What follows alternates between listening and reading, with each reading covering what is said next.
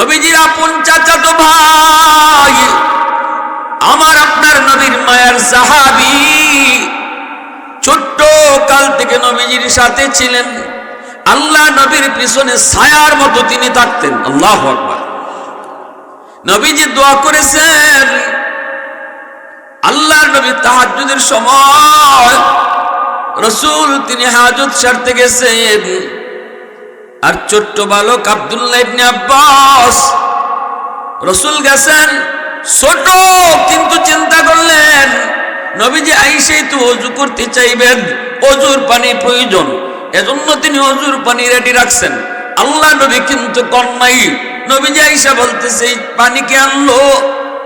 ছোট্ট বালক আব্দুল্লাহ ইবনে আব্বাস কয় নবী গো আমি। আল্লাহু আকবার।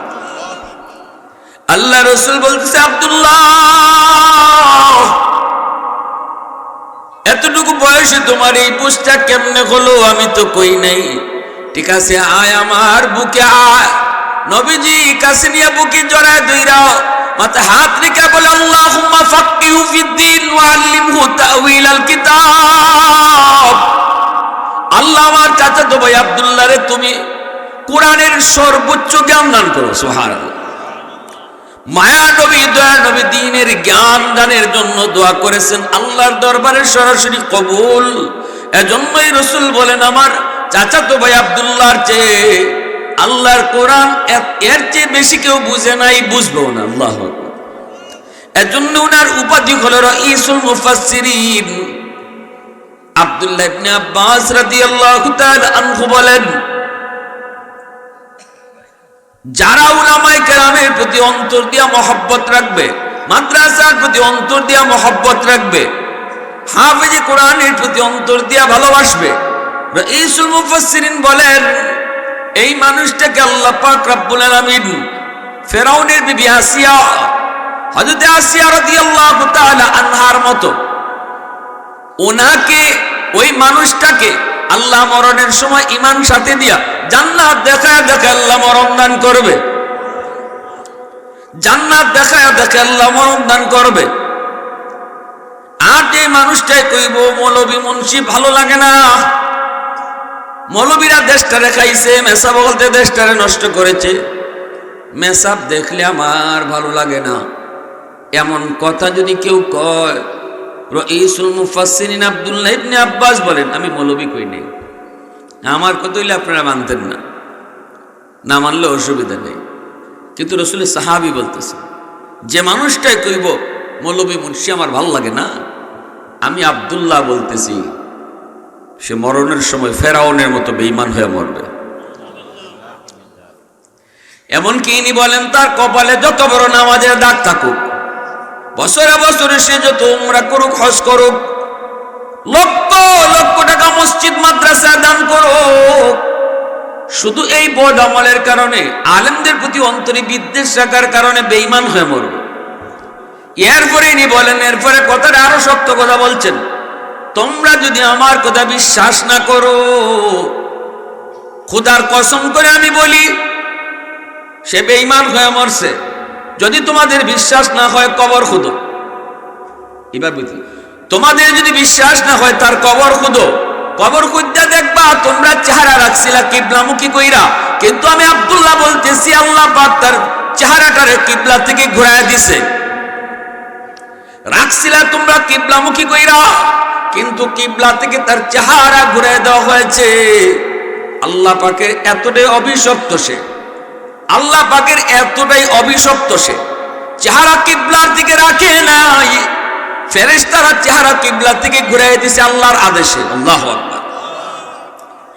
এজন্য আমার ভাইরা বন্ধুরা মনে রাখবেন, কেন কোন জায়গা থেকে তিনি তাফসীর করেছেন। ফেরাউনের ঘাটে মূসা নবীর বাক্স লাগলো, মূসা নবীর আম্মা নীল দরিয়া বাসায় দিলেন, দরিয়ারে বললেন আল্লাহ পাক, এ নীল দরিয়া আমার মূসারে তুই স্রোতের উল্টা লয়ে যা। মূসা নবীর বাক্স স্রোতের উল্টা চলছে, ফেরাউনের ঘাটে আইসা লাগছে, আসিয়া নদীর ঘাট থেকে তুইলা নিছেন, চেহারা দেখে বড় মায়া লাগলো।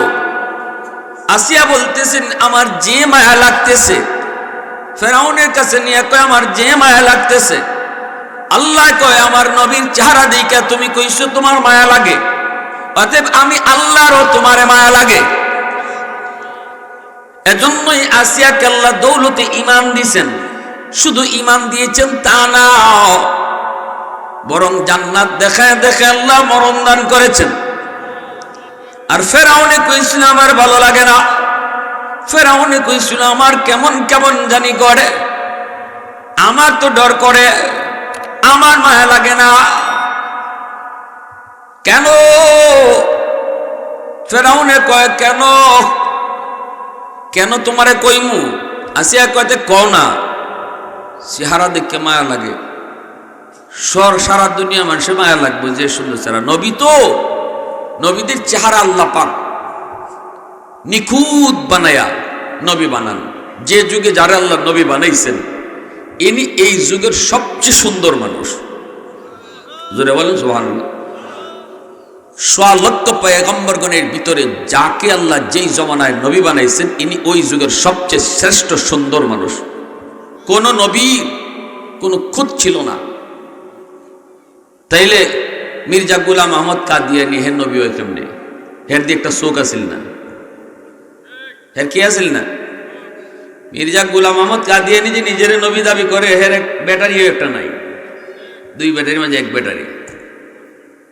পৃথিবীতে এমন কোন নবী নাই যে নবীর চোখ নাই, আঁত নাই, নাইলে ফাও একটা নাই, নাইলে আঙ্গুল একটা নাই, এমন কোন নবী নেই। সব নবী নিখুঁত আল্লাহ বানাইছে, সুবহানাল্লাহ। অতএব মির্জা গোলাম আহমদ কাদিয়ানী এক চোখ নাই, আবার মারা গেছে টয়লেটও হইয়া মরছে খুব ভালো জায়গাত না নেই, নাফাক খাইয়া। মরণটাও তো বেজ্জতির লগে, আবার খুদ চোখ একটা নাই। এতে করে বোঝা যায় কাদিয়ানী আল্লাহর নবী না। এরা যদি কেউ নবী বানায় তাকে বানাইছে শয়তানে, ঠিক না? ধরে বলুন, শয়তানের নবী তো বলে। যারা আমার নবীর শেষ নবী মানবে না এরা কোনোদিন মুসলমান হইতে পারে না। মুসলমান হইতে গেলে নবীকে শেষ নবী মানতে হবে, খালি নবী মানলে হবে না। শুধু আমি আমার নবীর নবী মানি, শেষ নবী মানি না, কোনদিন তুমি মুসলমান না। মুসলমান যদি হইতে হয় রসুলের রসুল মানতে হবে, শেষ নবী মানতে হবে। এটাই হলো আমার নবীর সম্মান। আনা খাতামুন নবিয়্যিন লা নবিয়্যা বাদি, এটা রসুলের শান, এটাই রসুলের শান যে রসুল শেষ নবী। অতএব মির্জা গোলাম আহমদ কাদিয়ানী এবং কাদিয়ানী অনুসারীরা এদেরকে আমরা পরিষ্কার কাফের বলি, কারণ এরা আমার আপনার নবীর শেষ নবী মানে না। শেষ নবীর সিংহাসনটা ওরা ডাকাতি করতে চায়। আর আজকে কাদিয়ানীদেরকে কাফির ঘোষণা করার জন্য যদি আমি আপনি আন্দোলন না করি, আর উলামায়ে কেরাম ডাক দিলে যদি আমরা টিভির পর্দা বয়ে বয়ে দেখি, আমরা যদি রাস্তাঘাটে ময়দানে না নামি, এই আন্দোলনে যদি শরীক না হই, তাহলে হাসরের মাঠের নবীর সামনে মুখ দেখানো যাবে না। কাদিয়ানীরা কাফির, সংসদে আইন পাশ করে এদেরকে কাফির ঘোষণা করার জন্য উলামায়ে কেরাম যদি রাজপথে ডাক দেয়, তখন এই আন্দোলনটা কোনো গোষ্ঠীর থাকে না, এই আন্দোলনটা শুধু লম্বা টুপিওয়ালার থাকে না, এই আন্দোলন শুধু গোল টুপিওয়ালার না, এই আন্দোলন বাট্টি পাঞ্জাবিওয়ালার শুধু না, এই আন্দোলন খালি লম্বা জুব্বাওয়ালার না, এই আন্দোলন গোটা মুসলিম উম্মার আন্দোলন। যে বলবে আমি নবীর উম্মত, এটা তোমারই আন্দোলন। অতএব ভাইয়েরা, বন্ধুরা, ভালো করে ইয়াদ রাখবেন, বাংলাদেশে কাদিয়ানীরা বহু আগে কাফের ঘোষণা হয়ে যেত, কিন্তু হয় না। খালি আন্দোলনে যদি আমরা নামিতে খালি টুপিওয়ালা আর মেসাবহল, আর নবীর উম্মত আর কেউ নাই। নবীর উম্মত খালি মেসাবহল, আর কেউ নবীর উম্মত নাই। বাকি সব টেলিভিশনে পর্দা ছায়া ছায়া খালি দেখি।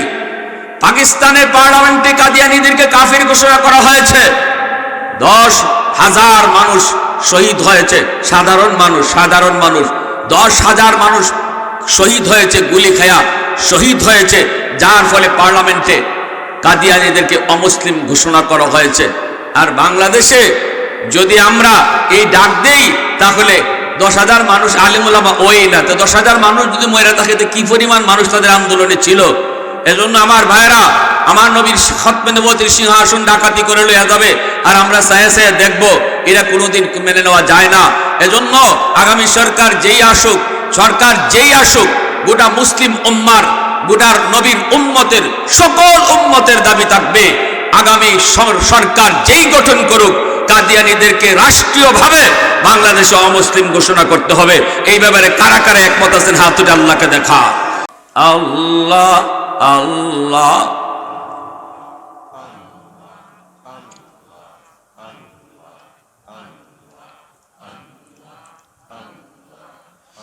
লা ইলাহা ইল্লাল্লাহু মুহাম্মাদুর রাসূলুল্লাহ। জোরে সুরে বলি সাল্লাল্লাহু আলাইহি ওয়াসাল্লাম।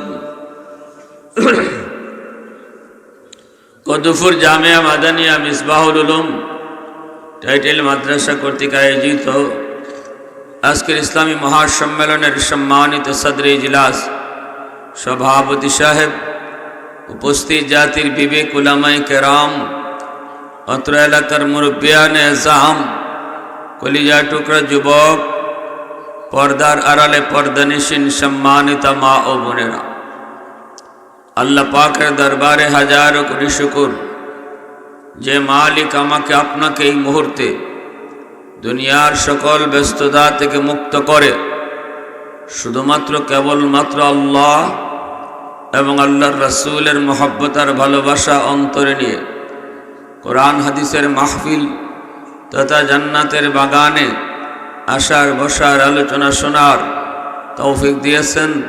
এজন্য সবাই শুকরিয়াতান আওয়াজ করে কালিমাতুশ শুকুর বলি আলহামদুলিল্লাহ। মুআজ্জাজ হাজিরিন, হাসরের মাঠে আল্লাহ পাক বিচারের আসনে যখন বসবেন, ছোট ছোট উসিলায় তার বহু বান্দা বান্দিকে মাফ করবেন। ওই দিন আল্লাহ পাকের কুদরতি কলিজায় 100 ভাগ দরদ আর মায়ার ভিতরে 99 ভাগ দরদ মায়া আল্লাহর কাছে থাকবে, আর 1 ভাগ কুল কায়নাতকে ভাগ ভাগ করে দিয়েছেন। হাসরের মাঠে আল্লাহ আমাদের মতো অপরাধীদের পক্ষে থাকবেন, কারণ বিচারক আসামির পক্ষে থাকে। দুনিয়া তো আমরা দেখি জজ সাহেব মানসিকভাবে কিছুটা আসামির পক্ষ টানে। কেন? জজ সাহেবের চিন্তায় শুধু আসামির শাস্তি কেমনে কমানি যায়, আসামিরে কেমনে খালাস দেওয়া যায়। এজন্যই তার অপরাধ 100% সাক্ষী প্রমাণের ভিত্তিতে প্রমাণিত না হলে কোনো জজ রায় দেয় না। এমনকি জজ সাহেব নিজের চোখে যদি দেখে কেডায় খুন করছে, কেডায় অপরাধ করছে, এটা যদি নিজের চোখে জজ সাহেবে দেখে, তাও পৃথিবীর কোনো জজ তার বিচারের চেয়ারে বসে কখনো এই কথা বলে না যে সাক্ষী আবার লাগবে কেন, আমি তো নিজেই দেখছি। বলে না, বরং বলে প্রমাণ করো, সাক্ষী আনো, সে যে অপরাধ করছে। দুনিয়ার নগণ্য বিচারকের মাথায় চিন্তা চেতনায় যদি আসামির প্রতি তার সিম্পিতি থাকে, হাসরের মাঠে সকল বিচারকের বিচারক আমার আপনার মালিক যখন বিচারের আসনে বসবেন, সেদিন আল্লাহ তার গুনাহগার অপরাধী আসামি বান্দাদের পক্ষে থাকবা।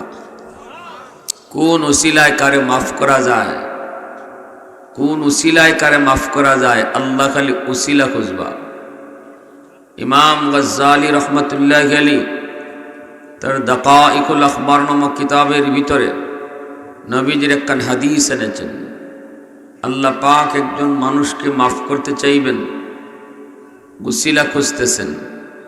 আল্লাহ তারে জিজ্ঞেস করবেন, বান্দা বলতো দুনিয়ার জমিনে তুই কোনোদিন কোনো আলিমের মজলিসে বসছিলি নি? একটু ইয়াদ করে দেখ, যদি এতটুকু উসিলাও পাই আমি তোরে মাফ করে দিলাম। কিন্তু লোকটায় বলবে, মালিক মনে পড়ে না। তখন আল্লাহ বলবেন, বান্দা বল, এমন কোন দস্তরখানায় জীবনে খানা খাইছনি যেখানে কোনো আলেম ছিল? এই উসিলাও যদি পাই আমি তোমাকে মাফ করে দিব। সুবহানাল্লাহ। কয় না গো মালিক, মনে পড়ে না। এইবার আল্লাহ পাক বলবেন, বান্দা তাহলে একটু ইয়াদ করে দেখ, এমন কোন ঘরে তুমি জীবনে থাকছো নি যেই ঘরে আগে কোনো আলেম থাকতো? কয় না গো মালিক, মনে পড়ে না। এবার আল্লাহ পাক বলবেন, বান্দা ইয়াদ করে দেখ, তোর কোন সন্তানের নাম কোন আলেমের নামে নাম রাখছো নি? এই উসিলাও যদি পাই তোমারে মাফ করে দিব।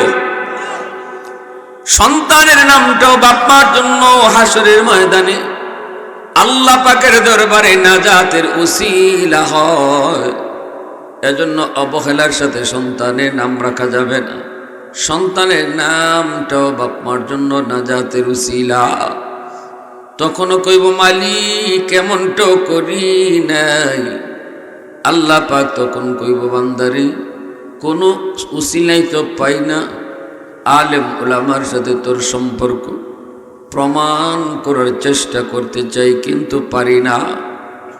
এ বান্দা একটু বল, দুনিয়াতে তোর এমন কোনো বন্ধু ছিল নি যেই বন্ধু উলামায়ে কেরামকে মহব্বত করত?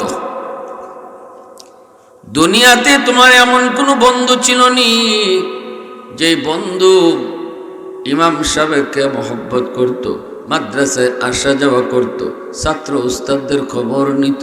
এমন কোনো বন্ধু তোর দুনিয়াতে ছিল নি? একটু ইয়াদ করে তুই দেখ।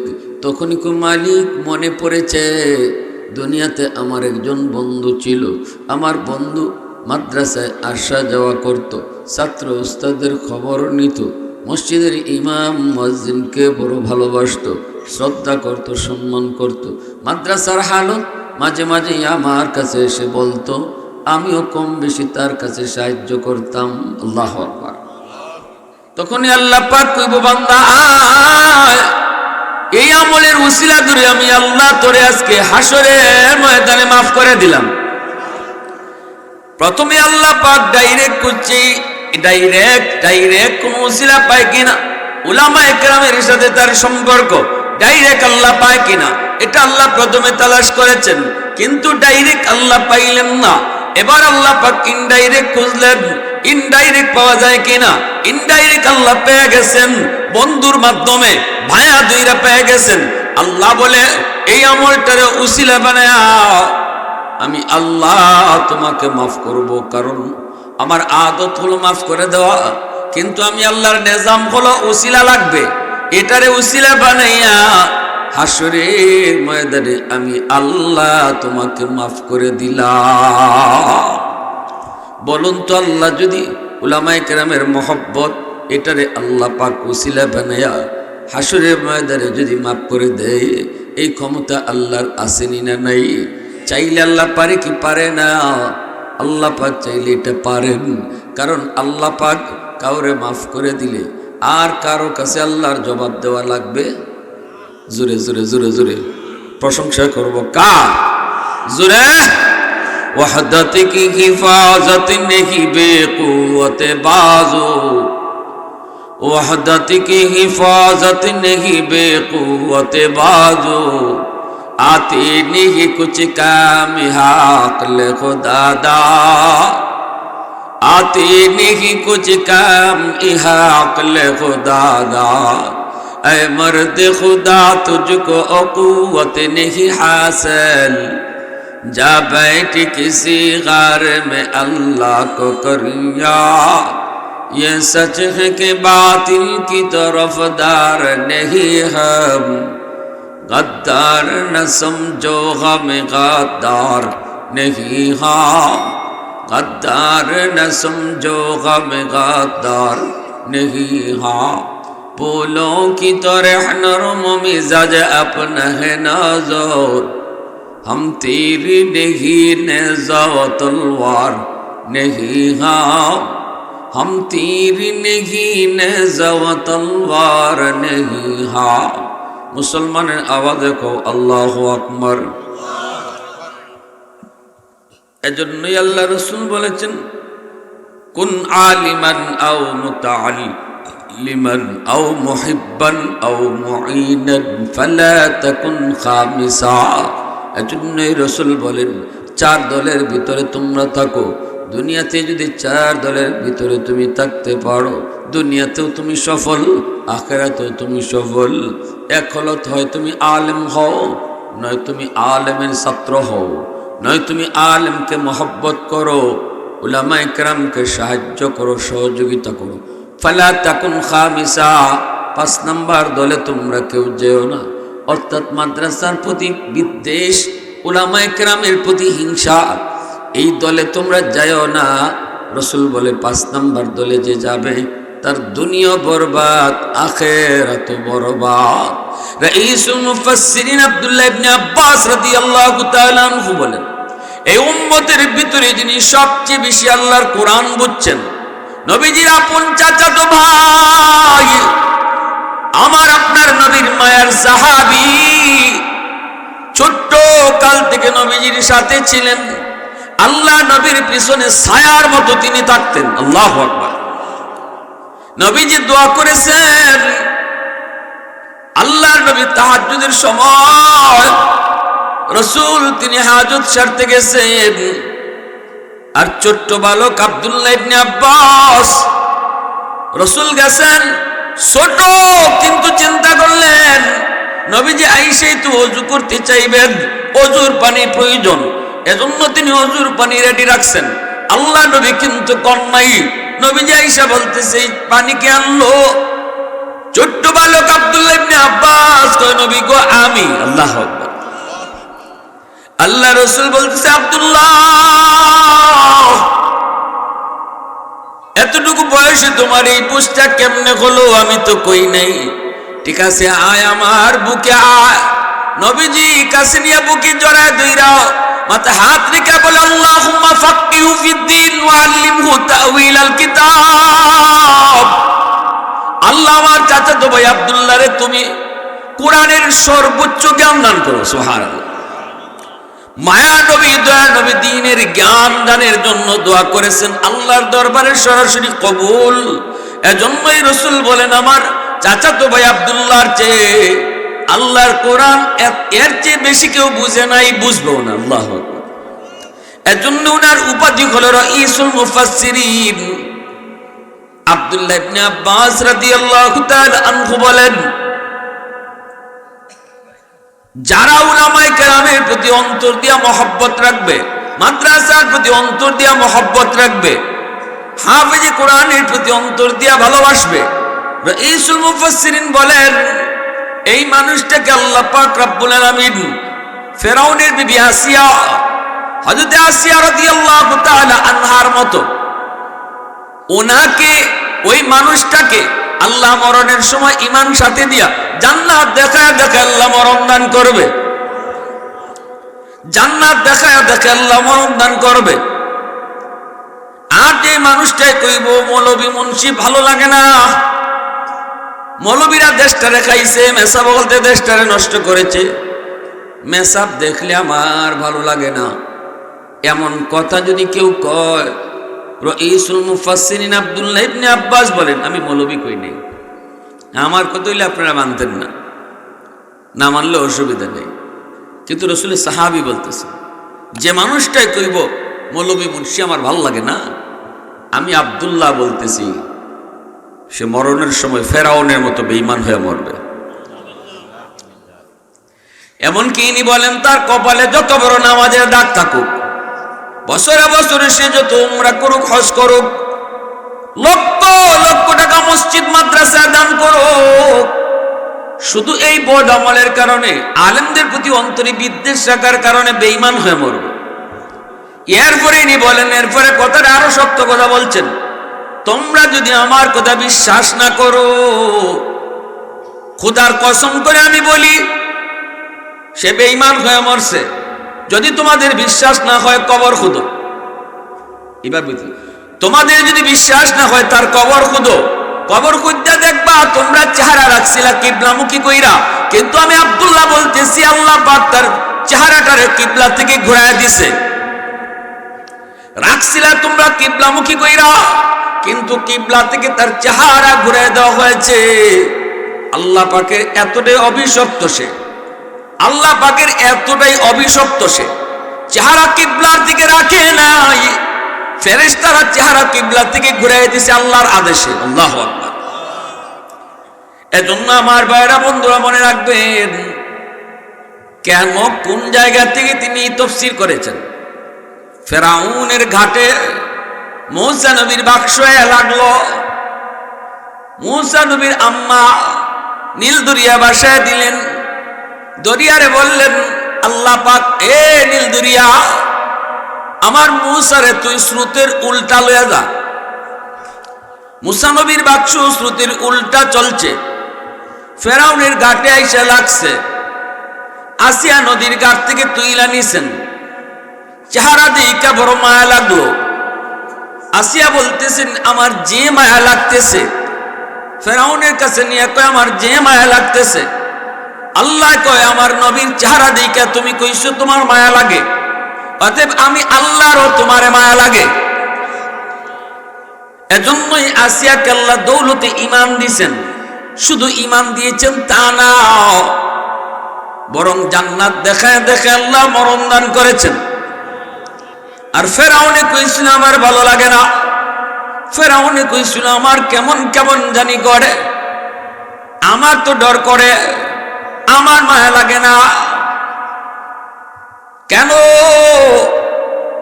ফেরাউনে কয় কেন, কেন তোমারে কইমু? আসিয়া কয়তে কও না, চেহারা দেখে মায়া লাগে, সারা দুনিয়া মানুষের মায়া লাগবে যে সুন্দর চেহারা। নবী তো, নবীদের চেহারা আল্লাহ পাক নিখুঁত বানায়া নবী বানান। যে যুগে যারা আল্লাহ নবী বানাইছেন, ইনি এই যুগের সবচেয়ে সুন্দর মানুষ। জোরে বলেন সুবহানাল্লাহ। ১০০ লক্ষ পয়গম্বরগণের ভিতরে যাকে আল্লাহ যেই জমানায় নবী বানাইছেন, ইনি ওই যুগের সবচেয়ে শ্রেষ্ঠ সুন্দর মানুষ। কোন নবী কোনো খুঁত ছিল না। তাইলে মির্জা গুলাম আহমদ কাদিয়ানী হের নবী হয় কেমনে? হের দিয়ে একটা চোখ আছিল না, হের কি আছিল না? মির্জা গুলাম আহমদ কাদিয়ানী যে নিজের নবী দাবি করে, হের এক ব্যাটারিও একটা নাই, 2 ব্যাটারির মাঝে 1 ব্যাটারি। পৃথিবীতে এমন কোন নবী নাই যে নবীর চোখ নাই, আঁত নাই, নাইলে ফাও একটা নাই, নাইলে আঙ্গুল একটা নাই, এমন কোন নবী নেই। সব নবী নিখুঁত আল্লাহ বানাইছে। সুবহানাল্লাহ। অতএব মির্জা গুলাম আহমদ কাদিয়ানী এক চোখ নাই, আবার মারা গেছে টয়লেটও হইয়া মরছে, খুব ভালো জায়গাত নানি নাফাক খাইয়া, তে মরণটাও তো বেজ্জতির লগে, আবার খুদ চোখ একটা নাই। এতে করে বোঝা যায় কাদিয়ানী আল্লাহর নবী না। এরা যদি কেউ নবী বানায়, তাকে বানাইছে শয়তানে। ঠিক না? ধরে বলুন, শয়তানের নবী তো বলে। যারা আমার নবীর শেষ নবী মানবে না, এরা কোনোদিন মুসলমান হইতে পারে না। মুসলমান হইতে গেলে নবীকে শেষ নবী মানতে হবে, খালি নবী মানলে হবে না। শুধু আমি আমার নবীর নবী মানি, শেষ নবী মানি না, কোনোদিন তুমি মুসলমান না। মুসলমান যদি হইতে হয়, রসুলের রসুলও মানতে হবে, শেষ নবী মানতে হবে। এটাই হলো আমার নবীর সম্মান। আনা খাতামুন নবিয়্যিন লা নবিয়্যা বাদি, এটা রসুলের শান, এটাই রসুলের শান যে রসুল শেষ নবী। অতএব মির্জা গুলাম আহমদ কাদিয়ানী এবং কাদিয়ার অনুসারীরা, এদেরকে আমরা পরিষ্কার কাফের বলি, কারণ এরা আমার আপনার নবীর শেষ নবী মানে না। শেষ নবীর সিংহাসনটা ওরা ডাকাতি করতে চায়। আর আজকে কাদিয়ানীদেরকে কাফির ঘোষণা করার জন্য যদি আমি আপনি আন্দোলন না করি, আর উলামায়ে কেরাম ডাক দিলে যদি আমরা টিভির পর্দায় বয়ে বয়ে দেখি, আমরা যদি রাস্তাঘাটে ময়দানে না নামি, এই আন্দোলনে যদি শরিক না হই, তাহলে হাসরের মাঠের নবীর সামনে মুখ দেখানো যাবে না। কাদিয়ানীরা কাফির, সংসদে আইন পাশ করে এদেরকে কাফির ঘোষণা করার জন্য উলামায়ে কেরাম যদি রাজপথে ডাক দেয়, তখন এই আন্দোলনটা কোনো গোষ্ঠীর থাকে না, এই আন্দোলনটা শুধু লাম্বা টুপিওয়ালার থাকে না, এই আন্দোলন শুধু গোল টুপিওয়ালার না, এই আন্দোলন বাট্টি পাঞ্জাবিওয়ালার শুধু না, এই আন্দোলন খালি লাম্বা জুব্বাওয়ালার না, এই আন্দোলন গোটা মুসলিম উম্মার আন্দোলন। যে বলবে আমি নবীর উম্মত, এটা তোমারই আন্দোলন। অতএব ভাইয়েরা বন্ধুরা, ভালো করে ইয়াদ রাখবেন, বাংলাদেশে কাদিয়ানিরা বহু আগে কাফের ঘোষণা হয়ে যেত, কিন্তু হয় না খালি আন্দোলনও যদি আমরা নামিতে খালি টুপিওয়ালা আর মেসাবহল, আর নবীর উম্মত আর কেউ নাই। নবীর উম্মত খালি মেসাবহল, আর কেউ নবীর উম্মত নাই। বাকি সব টেলিভিশনে পর্দা ছায়া ছায়া খালি দেখি। পাকিস্তানের পার্লামেন্টে কাদিয়ানীদেরকে কাফের ঘোষণা করা হয়েছে, 10,000 মানুষ শহীদ হয়েছে। সাধারণ মানুষ 10,000 মানুষ শহীদ হয়েছে, গুলি খায়া শহীদ হয়েছে, যার ফলে পার্লামেন্টে কাদিয়ানীদেরকে অমুসলিম ঘোষণা করা হয়েছে। আর বাংলাদেশে যদি আমরা এই ডাক দেই, তাহলে 10,000 মানুষ আলেম ওলামা ওই না, তো 10,000 মানুষ যদি মরে থাকে, তো কি পরিমাণ মানুষ তাদের আন্দোলনে ছিল। এজন্য আমার ভাইরা, আমার নবীর খতমে নবুয়তের সিংহাসন ডাকাতি করে লইয়া যাবে, আর আমরা ছায়া ছায়া দেখবো, এরা কোনোদিন মেনে নেওয়া যায় না। এজন্য আগামী সরকার যেই আসুক, গোটা মুসলিম উম্মার, গোটার নবীর উম্মতের, সকল উম্মতের দাবি থাকবে, আগামী সরকার যেই গঠন করুক, কাদিয়ানীদেরকে রাষ্ট্রীয়ভাবে বাংলাদেশে অমুসলিম ঘোষণা করতে হবে। এই ব্যাপারে কারা কারা একমত আছেন হাত তুলে আল্লাহকে দেখা। এখানে মাইকলে বই দিছে।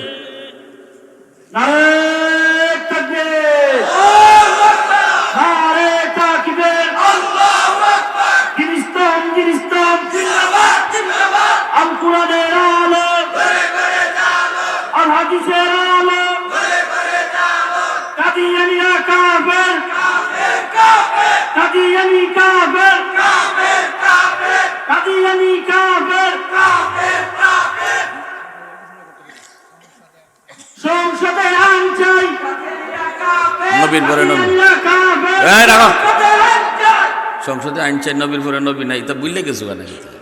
মেসা বই যদি বুঝলে জগতে ভাবলি কি কিতাব ওইব, তোমরা যে জীবন না ভাবলি কহ।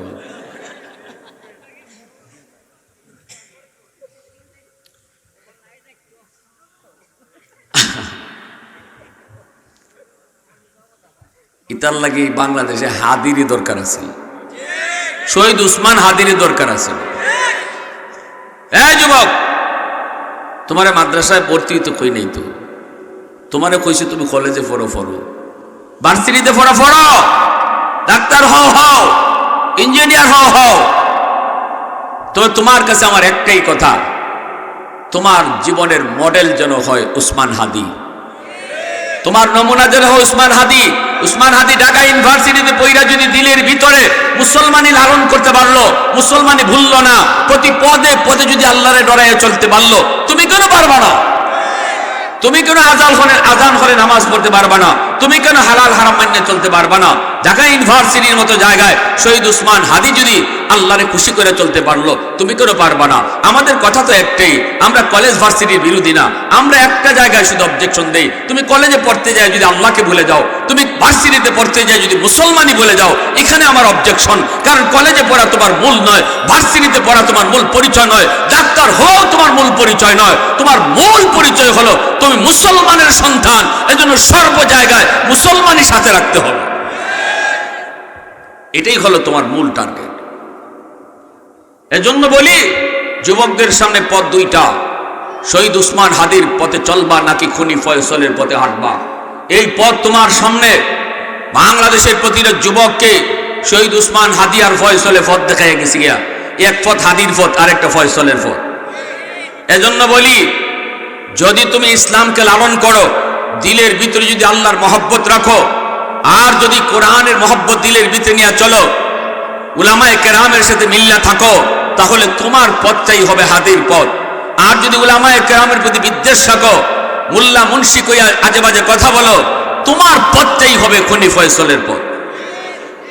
ঠিক কইলেও ঠিক, না কইলেও ঠিক। আমি আপনার টিকেট লাগে বই দিছি না, তো কথা কি আমরা বেঠিক কই নাকি? পথ কয়টা? দূরে কয়টা? দুইটাই পথ, তৃতীয় কোনো পথ নাই। তৃতীয় কোনো পথ নাই। আজকে হাদি মারা গেল, হাদির জন্য সারা দেশ কাঁদলো। খুনি ফয়সল আজকে ধরা পড়ুক, ফাঁসিতে ঝুলাক, বাংলাদেশের মানুষ মিষ্টি খাইব। ঠিক কিনা জোরে খাও, মিষ্টি খাইব। হাদি তার নিজেও নাম অলঙ্কিত করেছে, বাপ মারেও অলঙ্কিত করে গেছে। আর খুনি ফয়সল নিজে কলঙ্কিত হয়েছে, বাপ মারেও কলঙ্কিত করে গেছে। এজন্য আমরা যারা বাপ মা আছি, আমরাও সিদ্ধান্ত নিতে হবে, সন্তানের কারণে আমি অলঙ্কিত হইতাম না কলঙ্কিত হইতাম। সন্তানের দ্বারা অলঙ্কিত হইতাম না কলঙ্কিত হইতাম। শহীদ উসমান হাদিরে তার বাপ মার জীবনে লেখাপড়া শুরু করাইছে মাদ্রাসা দিয়া। শহীদ উসমান হাদির জীবনে পড়ালেখা শুরু হয়েছে আল্লাহর কোরআন শিক্ষা দিয়া। শহীদ উসমান হাদির জীবনে পড়ালেখা শুরু হয়েছে আল্লাহর প্রেম অন্তরে লইয়া, কোরআনের শিক্ষা লিয়া, খাঁটি মুসলমানি দিলের ভিতরে লইয়া। তারপরে বাপ মা তারা স্কুলে দিছে, ভার্সিটি দিছে। হাফিজে কোরআন ওইয়া গেছে, হাফিজে কোরআন ওইয়া ঢাকা ইউনিভার্সিটিতে গিয়ে স্টুডেন্ট হয়েছে, কলেজে পড়ছে, স্কুলে পড়েছে। এজন্য সবার আগে আমার সন্তানকে মুসলমানি শিখাও, তারা মুসলমানি কলিজায় ঢুকাও। এরপরে মাদ্রাসা 5 বছর পড়াইয়া তার দিলের ভিতরে আল্লাহর প্রেম ঢুকাইয়া, মুসলমানি অন্তরে লালন করাইয়া, আখিরাতের ফিকির কলিজায় দিয়া, এই স্লোগান কলিজায় লিখে দিয়া, এ জীবন জীবন নয়, মরণের পরের জীবন আসল জীবন। আর এই জীবনের প্রতিটা কাজের হিসাব পাই টু পাই আমার আল্লাহর সামনে দিতে হবে। এই স্লোগান সন্তানের কলিজায় ঢুকাইয়া হাই স্কুলে দাও, কলেজে দাও, ভার্সিটিতে যাও। বুলেট হবে, বুলেট ইসলামের সৈনিক হবে। ঠিক কিনা? নাস্তিকের জম হবে, নাস্তিকের জম। তোমার সন্তানই হবে হাদি, তোমার সন্তানই হবে হাদি, তোমার ছোট ভাইটাই হবে হাদি, তোমার তোমার এই সন্তানটাই হাদি হবে। আর তুমি হাদির মতো, হাদির বাপমার মতো অলঙ্কিত হবে, তোমার নামও গাইবে। এজন্য আমি বলতেছি, সিদ্ধান্ত বাপমার। আল্লাহর রাসূল পরিষ্কার বলেছেন, কুল্লু মাউলুদিন ইউলাদু আলাল ফিতরা ফাআবাওয়াহু ইউহাফিদানিহি আও ইউনাসসিরানিহি আও ইউমাজ্জিসানিহি আও কামা ক্বালা নবী আলাইহিস সালাম। রাসূল বলেন, জানো সমস্ত সন্তান দুনিয়াতে আগমন করে আল্লাহর ওলি হইয়া। খাজা মঈনুদ্দিন চিশতি আব্দুল কাদের জিলানীর মতো আমার আপনার সন্তানও দুনিয়াতে আল্লাহর ওলি হয়ে আসে। এই কথা আল্লাহ রাসূল বলছেন, সুবহানাল্লাহ বলে বলেন। فأبواه أو يحفدانه أو ينصرانه أو يمجسانه أو كما قال النبي عليه السلام।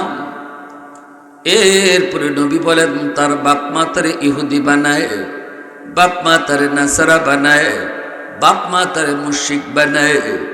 নবীজি বলেন, ইহুদির সন্তানটাও আল্লাহর ওলি হয়ে দুনিয়াতে আইছে, কিন্তু এরপরে তার বাপ মার কারণে সন্তান ইহুদি হয়, বাপ মার সিদ্ধান্তের কারণে সন্তান নাসারা হয়, বাপ মার ভুলের কারণে সন্তান বেনামাজি হয়, বাপ মার ভুলের কারণে সন্তান মদকুর হয়, বাপ মার ভুলের কারণে সন্তান হারামখোর হয়।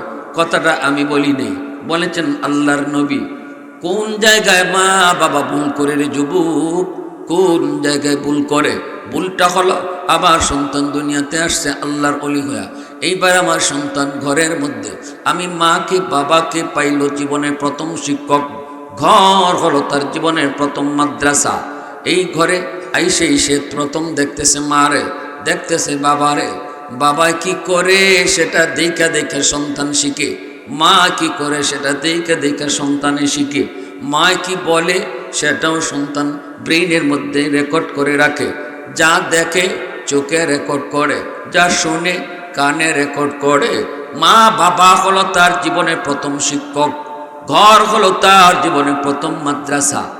তার জীবনের প্রথম মাদ্রাসা, প্রথম শিক্ষকের কাছ থেকে আমার সন্তান যা কিছু দেখবে, যা কিছু শুনবে, এই শিক্ষাটা সে মরণ পর্যন্ত ভুলবে না। এটা ভুলার কথাও না, কারণ কিতাবের পড়া, বইয়ের পড়া কখনো ভুলে যায়, কিন্তু দেখে দেখে যেটা শিক্ষা করা হয়, এই শিক্ষা কোনোদিন ভুলে না। দেখে যদি মায় নামাজ পড়ে, শিশু বয়সী ঘরের ভিতরে যদি দেখে মায় পর্দা করে, এই পর্দাটা দেখা দেখা বাচ্চায় শিখবো, আর পর্দার মহব্বত দিলের ভিতরে বইব।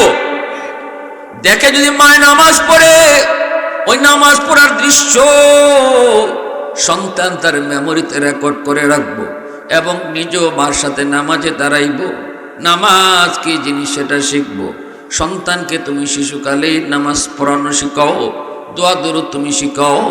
সন্তানকে নিয়ে তুমি টেলিভিশন দেখলে, এই সন্তানের বুজুর্গে তুমি নষ্ট করেছ। নাচ গান তুমি দেখছো, নষ্ট করেছ তুমি। সন্তান কিন্তু হারাম কোনো কিছু দেখার জন্য দুনিয়াতে আসে নাই, এসেছে আল্লাহর ওলি হইয়া। আমি তারে টেলিভিশনের পর্দায় নাচ গান দেখায়া দেখায়া আমার সন্তানের এই বুজুর্গি নষ্ট করলাম। আমি মায়, আমি বাবায়, ঠিক না? নি বেপরদা দেখার জন্য আমার সন্তান প্রস্তুত ছিল না। রাসূল এজন্যই বাপ মার কথা বলেছেন। এজন্য আমার ভাইরা, এই যুবক, শিশুকালে ঘরের ভিতরে মার দায়িত্ব কি, বাবার দায়িত্ব কি? খাওয়ানোর দোয়াটা তারে শেখাও, খাওয়ানোর সুন্নত তরিকা তারে শেখাও। ডান হাতে খাইতে হয়, আল্লাহ খুশি হয়। বাচ্চাটা জিজ্ঞেস করবো, আম্মা আল্লাহ যদি খুশি হয় কি হয়? তখনই তুমি কইবা আল্লাহ খুশি হলে জান্নাত দেয়। এই যে জান্নাত দেয় কইছেন, এই জান্নাত শব্দটা তার দিলের ভিতরে পাথরে খোদাই করে লিখে দিছেন। আল্লাহু আকবার। কারণ শিশুদের দিল দামাক কাদামাটির মতো। শিশুকালে যা শোনাইবেন, কাদামাটির ভিতরে যা খুশি লিখা যায়। মাটি যদি শক্ত হয়ে যায় লিখা যায় না। এজন্য এই যে কইছেন আল্লাহ খুশি হইলে জান্নাত পাওয়া যায়, তখন ওই জান্নাত নিয়ে এসে চিন্তা করবে, মাগো জান্নাতে গেলে কি পাওয়া যায়? জান্নাতের সুখ শান্তির কথা আপনি শুনাইলেন, শিশু বাচ্চাটা মনোযোগ দিয়ে শুনবো। আল্লাহু আকবার জোরে কও, মন দিয়ে সে শুনবো, দিলের ভিতরে এটা সে গাঁথবো। আরেকটা কাজ করতে গেলে, বাবা বাম হাতে পানি খায় না, খাইলে আল্লাহ নারাজ হয়। মা আল্লাহ যদি নারাজ হয় তাহলে কি হয়? শিশু বাচ্চারা প্রশ্ন করবো বারবার। আল্লাহ যদি নারাজ হয় জাহান্নামে যাইতে হয়। জাহান্নাম কি জিনিস? জাহান্নাম আযাবের জায়গা, গজবের জায়গা, আগুনের জায়গা। ওই যে কথাগুলি আপনি শুনাইলেন, শিশুকালে আপনার বাচ্চার অন্তরে জাহান্নামের ভয় ঢুকাই দিলেন। এই বাচ্চাটা জাহান্নামের ভয় তার দিলের ভিতরে সে লিখে নিছে। জাহান্নামে যাওয়ার কাম করা যাবে না, জান্নাতে যাওয়ার কাম করতে হবে। শিখাইছে মা, শিখাইছে তার বাবা, তার জীবনের প্রথম উস্তাদে তারে শিখাইছে। আল্লাহু আকবার জোরে কও। তার জীবনে প্রথম উস্তাদের কাছ থেকে সে শিখছে। এজন্যই আল্লাহ পাক রব্বুল আলামিন সূরাতুল লুকমানের মধ্যে আল্লাহ লোকমান হাকিমের নামে আল্লাহ সূরার নাম করেছেন। কারণ লোকমান হাকিম এত দামি আল্লাহর কাছে কেমনে হলেন? তার নামে আল্লাহ সূরার নাম রাখলেন কেন? কারণ লোকমান হাকিম শুধু বাবা নন, তিনি ছিলেন একজন আদর্শ বাবা। সন্তানকে আল্লাহর পরিচয় শিখায়, কোন কাজে আল্লাহ খুশি হয়, কোন কাজে আল্লাহ বেজার হয়। এই কথাগুলি লোকমান হাকিম তার সন্তানকে শিখায়। আর আল্লাহর কাছে জিনিসটা এত ভালো লাগছে বিধায় আল্লাহ বাবার নামে সূরার নাম রাখছে। শুধু তা নয়, বাবা যতগুলি কথা সন্তানকে কইছে, আল্লাহর সবগুলি কথা তাকে আল্লাহ নিজের কথা বানাইয়া আয়াত হিসাবে নাজিল করছে। আওয়াজ দেখাও সুবহানাল্লাহ। আহাদুল লাইসা কামিসলিক সামাদুল লাইসা কাফাদলিক লিমানিল মুলকু তুগুই তু সাজাওয়ার খুদাই তো খুদাওয়ান্দে ইয়ামিনি তো খুদাওয়ান্দে ইয়াসারি তো খুদাওয়ান্দে জামিনি তো খুদাওয়ান্দে সামাই তু রহিমি তু করিমি তু সামিঈ তু বসিরি তু মুইজ্জি তু মুদিল্লি তু মালিকিল আরশি বজাই বরি আজ খুরদন ও খুফতন বরি আজ তোহমতে মরদন বরি আজ বি মুমিদি বরি আজ রঞ্জ বালাই। মুসলমানের আওয়াজ কও আল্লাহু আকবার। বাইরা বন্ধুরা জন্য বলতেছিলাম, যুবক মনে রাখো, আমার সন্তান কিন্তু আমার কাছে আল্লাহর পক্ষ থেকে আমানত। সন্তান কিন্তু আল্লাহর পক্ষ থেকে বাপমার কাছে আমানত। সন্তানের মালিক বাপমা নয়, মালিক হলেন আল্লাহ। অতএব আমার সন্তানের উপরে আমার কোনো সিদ্ধান্ত চলবে না, আমার সন্তানের উপরে আমার সিদ্ধান্ত চলবে না। সিদ্ধান্ত চলবে আল্লাহর, যিনি মালিক তার। আল্লাহ পাকের সিদ্ধান্ত মতো সন্তানকে ঘরে লালন পালন করব, আল্লাহর সিদ্ধান্ত মতো সন্তানকে লেখাপড়া করাবো। আমি যখন আমার সন্তানকে পড়ালেখা করানোর জন্য কোনো প্রতিষ্ঠানে দিব, কোন শিক্ষায় তারে শিক্ষিত করব, কোন শিক্ষাটা তারে দিবা প্রথমে? মনে রাখবেন, এই যে মনোযোগ আমার দিকে, কোন শিক্ষাটা আমার সন্তানে প্রথম শিখব? ভালো করে হাত রাখেন। যেই শিক্ষার ভিতরে আমার আল্লাহর নাম, আল্লাহর পরিচয়, যেই শিক্ষার মধ্যে আমার আল্লাহর পরিচয়, ওই শিক্ষাটাই সন্তানকে প্রথমে দেওয়া লাগবে। হগলে মাতে না বা কোনটা বুঝলাম না, তাল নিরাই ধরে লিখছে নাকি? সর্বপ্রথম আল্লাহর নাম, আল্লাহর নাম। এজন্যই তো আমার রসুলকে যখন জিব্রাইল গারে হেরায় কয়, নবী গো আপনি পড়েন ইকরা, রসুল কয় আমি পারি না, আমি পড়া জানি না। আবারও জিব্রাইল কয় পড়েন, রসুল কয় আমি পড়া জানি না। আবারও জিব্রাইল কয় পড়েন, রসুল কয় আমি পড়া জানি না। তিনবার বলেছেন আমি পড়া জানি না, পড়া জানি না।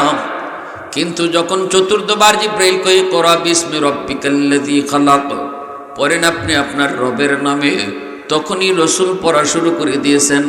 এতে করে আল্লাহর নবী বুঝাইলেন, জিব্রাইল তিনবার শুধু বলেছ পড়েন পড়েন, কিন্তু কার নামে পড়ব সেই নামটা তুমি বলো নাই।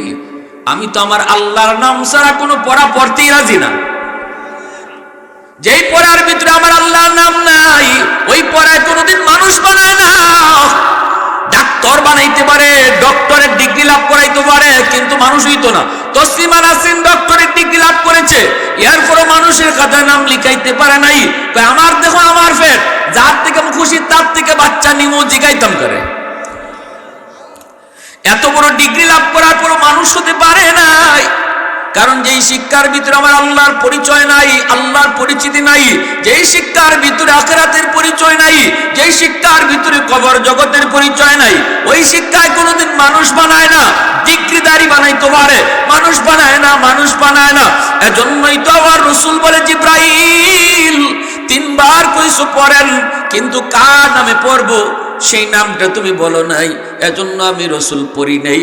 তুমি যখন চতুর্থবার কইছো আপনি আপনার রবের নামে পড়েন, তখনই আমি পড়া শুরু করে দিয়েছি। সুবহানাল্লাহ জোরে বলেন।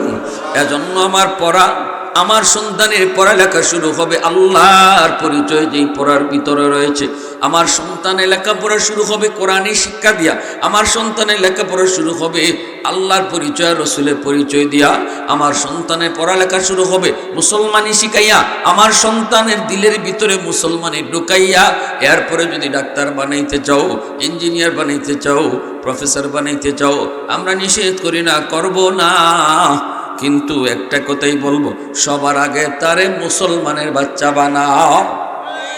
আর যদি আলেম হাফেজ বানাও, তাহলে নূরুন আলা নূর, নূরুন আলা নূর। যদি তারে তুমি হাফেজে কোরআন বানাইতে চাও, আলেমে দ্বীন বানাইতে চাও, তাহলে তো নূরুন আলা নূর, এর উপরে কোনো সিদ্ধান্ত চলে না। কারণ আল্লাহ জমিন টিকায় রাখছে হাফেজের উসিলায়, আলেমের উসিলায়। নতুবা এই জমিনে যেই পরিমাণ গুনাহ হয়, বহু আগে জমিন আল্লাহ ধ্বংস করে দিত। এই জমিনে যেই গুনাহ হইতেছে, জমিন আল্লাহ রাখতো না। গুনায় তো সবসময় গজব টানে, গুনায় সবসময় গজব টানে, এরপরও গজব তেমন আসে না কেন? কারণ এখনো জমিনের ভিতরে আল্লাহর কালামের শিক্ষা চালু আছে। যতদিন জমিনের মধ্যে আল্লাহর কালামের শিক্ষা থাকবো, ততদিন আল্লাহ জমিন টিকায় রাখবো। ইন্নাল আলিমা ইস্তাগফিরু লাহু মান ফিল আরদ ওয়া মান ফিস সামা হাত্তাল হিতানু ফি জাওফিল মা ওয়া ফি রাওয়ায়াতিন আন-নামলাতু ফি জুহরিহা। এজন্যই তো রাসূল বলেন, ও উম্মতের দল, তোমরা যদিও মাদ্রাসার কদর বুঝো না, তোমরা যদিও হাফেজে কোরআনের কদর বুঝো না, তোমরা যদিও উলামায়ে কেরামের কদর বুঝো না, আসমান জমিনের ভিতরে আর যত মাখলুক রয়েছে ওরা কিন্তু ঠিকই বুঝে। এজন্যই তো গর্তের পিপিলিকাও দোয়া করে, পানির নিচের মাছও দোয়া করে, আল্লাহ উলামায়ে কেরামের হায়াত তুমি বাড়ায় দাও, হাফেজে কোরআনের হায়াত বাড়ায় দাও, সমাজে সমাজে মাদ্রাসা তুমি কবুল করে নাও। রসুল কয় ফিফরা এই দোয়া করে, মাছুই দোয়া করে, গাছের পাতা এই দোয়া করে। কেন করে জানোনি? রসুল কয় পিঁপড়ায় কিন্তু নিজের হায়াতের লাগি দোয়া করে না, মাছেও তার নিজের হায়াতের জন্য দোয়া করে না। জঙ্গলের বাঘেও কয় না আল্লাহ আমি বাঘের হায়াত বাড়ায় দাও, বরং দোয়া করে আল্লাহ আলেমুল আমার হায়াত বাড়ায় দাও, হাফেজে কোরআনে হায়াত বাড়ায় দাও। রাসূল কই জানোনি কেন? কেন জানোনি? কারণ বাঘে জানে হাফেজের হায়াত বাড়লে জমিনে হায়াত আল্লাহ বাড়ায় দেয়, আলেমের হায়াত বাড়লে জমিনে হায়াত আল্লাহ বাড়ায় দেয়। আর জমিনে হায়াত যদি বাড়ে তাহলে আমি বাঘ আযাব গজব থেকে বেঁচে থাকার সুযোগ পাবো। অতএব আমার হায়াত বাড়ানোর দোয়া দরকার নাই। যদি আলেমদের হায়াত বাড়ে আমি বাঘের হায়াত অটো বেড়ে যাবে, আমি পিঁপড়ার হায়াত অটো বেড়ে যাবে, আমি মাছের হায়াত অটো বেড়ে যাবে। অতএব এজন্য ওরা নিজেদের জন্য দোয়া করে না, হায়াত বাড়ানোর জন্য আল্লাহর কাছে দোয়া করে। এজন্য আমরা যারা সমাজে বসবাস করি, চেয়ারম্যানের চেয়ারম্যানই বলো, মেম্বারের মেম্বারই বলো, এমপির এমপিগিরি বলো, দোকানদারে দোকানদারি বলো, জমিদারে জমিদারি বলো, সব কিছু আল্লাহ টিকায় রাখছে। জমিনে এখনো কোরআনের শিক্ষা আছে, আমার মালিকের কালামের শিক্ষা চালু আছে, বিদায় আল্লাহ সব জাগাত রাখছে। যেদিন কোরআনের শিক্ষা বন্ধ হয়ে যাবে কাউকে আল্লাহ রাখবে না। এজন্য দুনিয়া টিকায় রাখার উসিলা হলো কোরআনের শিক্ষা। আমি যদি বাঁচতে চাই মাদ্রাসা টিকায় রাখা লাগবে, আমি যদি মেম্বারে করণ লাগে মাদ্রাসা টিকায় রাখা লাগবে, আমি যদি চেয়ারম্যানি করণ লাগে মাদ্রাসা টিকায় রাখা লাগবে। কারণ মাদ্রাসা থাকলে তো আল্লাহ আমি চেয়ারম্যান নেই চেয়ারম্যানি করার সুযোগ দিব, ঠিক কিনা জোরে বলে। এজন্য মূল কথা আমার বয়ানের এই দুই কথা লয়ে যাবেন, দুই কথা সব নিতে পারতেন না, দুইটা কথা। কেউ যদি মাদ্রাসাতে 1 লক্ষ টাকা দান করে কোনোদিনই কথা বলবেন না আমি মাদ্রাসার টিকায় রাখছি। যদি আমার রসুলের হাদিস বুঝেন আপনি বলবেন মাদ্রাসার উসিলায় আল্লাহ আমারে টিকায় রাখছে, কোরআনের শিক্ষার উসিলায় আল্লাহ আমারে টিকায় রাখছে, আমি লন্ডনের টিকায় রাখছে, আমি আমেরিকানের টিকায় রাখছে, আমি চেয়ারম্যান আল্লাহ টিকায় রাখছে। মাদ্রাসার উসিলায় একটা ছাত্ররে যদি খাওয়ান কখনো বলবেন না আমি ছাত্র খাওয়াই, বলবেন এই ছাত্রটার উসিলায় আল্লাহ আমরা গড়ের সবরে খাওয়ায়। এই হলো আমার এতক্ষণ আলোচনার মূল সারমর্ম। তাহলে মাদ্রাসার দরকার আসেনি না নাই? একজন ভাই হিম্মত করে সবার আগে হাতটা জাগান।